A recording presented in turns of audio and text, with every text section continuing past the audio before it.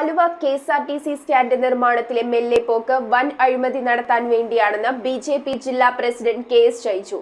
BJP NDA Aluva മണ്ഡലം കമ്മിറ്റിയുടെ നേതൃത്വത്തിൽ നടത്തിയ ഉപവാസ സമരം ഉദ്ഘാടനം ചെയ്ത് സംസാരിക്കുകയായിരുന്നു അദ്ദേഹം.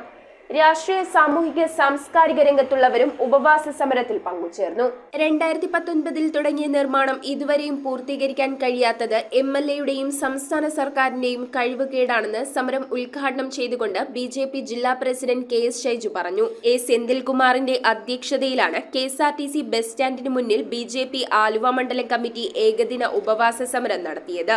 ജില്ലാ general secretary V. K. Basinth Kumar, Yuvamorcha സംസ്ഥാന ജനറൽ സെക്രട്ടറി ദിനിൽ ദിനേശ്, സംസ്ഥാന കൌൺസിൽ അംഗം എം.എൻ. ഗോപി, ബി.ഡി.ജെ.എസ് മണ്ഡലം president Venu Neduvannoor, general secretary Haridas Keezhmad, BJP general സെക്രട്ടറിമാരായ പ്രദീപ് പെരുമ്പടന, കെ.ആർ. റെജി എന്നിവർ സംസാരിച്ചു.